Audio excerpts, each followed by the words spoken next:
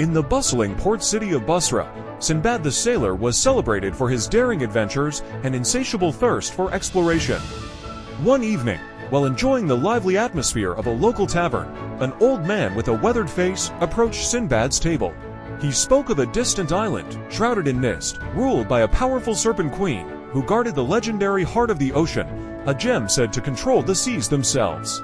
Intrigued by the tale, Sinbad decided to embark on this new adventure. At dawn, he gathered his loyal crew, prepared the Golden Falcon, and set sail. The journey was long and perilous, with treacherous waters and violent storms, but Sinbad's unwavering determination and the crew's trust in their captain kept them moving forward. After weeks at sea, they finally spotted an island enveloped in a dense, otherworldly mist. The island was lush with towering trees and tangled vines. As they approached, an eerie silence replaced the usual sounds of the sea. Sinbad could feel an uncanny presence watching them, but his excitement overpowered any fear. They anchored the Golden Falcon in a sheltered bay and made their way ashore. The island teemed with life. Vibrant birds flitted through the trees, and exotic plants lined their path.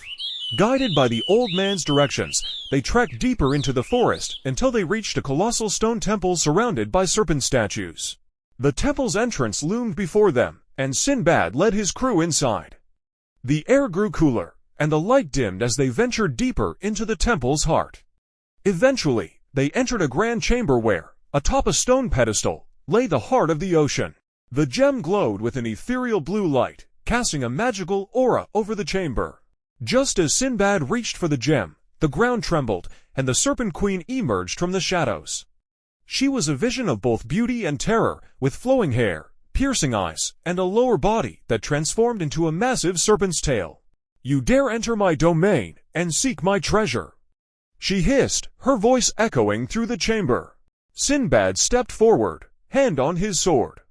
"We seek the heart of the ocean to help our people and ensure safe voyages across the seas. We mean no disrespect, Queen of Serpents." The Serpent Queen regarded him with a mixture of curiosity and amusement. "Very well, Sinbad, you may take the gem, but first, you must prove your worth in combat. If you can best me, the heart of the ocean is yours. Fail, and you will never leave this island." Without hesitation, Sinbad accepted the challenge. The Serpent Queen's eyes gleamed with anticipation as she summoned her powers. The chamber filled with a swirling mist, and the ground began to shift. Sinbad and his crew found themselves in a vast arena, surrounded by serpentine statues that seemed to come alive, their eyes glowing menacingly. The Serpent Queen struck first, her tail lashing out with incredible speed. Sinbad dodged the attack, his reflexes honed by years of adventure. Drawing his sword, he countered with a swift strike, but the Queen's scales were tough as armor. She retaliated with a burst of venomous breath, forcing Sinbad to leap aside. The battle raged on, with the Queen using her serpentine agility and magical powers to keep Sinbad at bay. His crew watched in awe and fear, knowing that their captain's skill and bravery were their only hope. Sinbad fought with everything he had, his sword clashing against the Queen's scales and his movements a blur of determination. Despite her formidable powers, the Serpent Queen was not invincible. Sinbad noticed a pattern in her attacks and began to exploit it. With a final, daring maneuver, he evaded her venomous breath and struck a critical blow to her side. The Queen let out a piercing scream and collapsed, her form dissolving into mist. The chamber returned to its original state, the statues once again lifeless. The heart of the ocean remained on its pedestal, glowing serenely. Sinbad approached and carefully took the gem, feeling its immense power thrumming through his fingers. The Serpent Queen's voice echoed faintly through the chamber. "You have proven your worth, Sinbad. Use the heart of the ocean wisely, for its power is great." Sinbad nodded solemnly, understanding the responsibility that came with such power. He thanked the Serpent Queen, and she vanished into the mist. With the gem in hand, Sinbad and his crew made their way back to the Golden Falcon, the mist around the island lifting to reveal a clear, beautiful sky.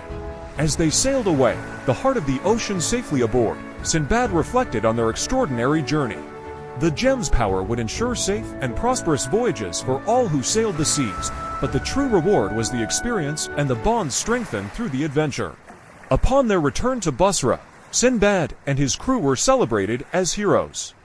The heart of the ocean was used to protect and benefit the people, and the tale of their encounter with the Serpent Queen became one of the most cherished stories in the city.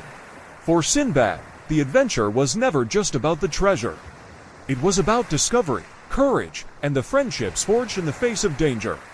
As he watched the sunset over the horizon, Sinbad knew that many more adventures awaited him. With the heart of the ocean in his possession and the spirit of adventure guiding him, he was ready to face whatever the seas might bring.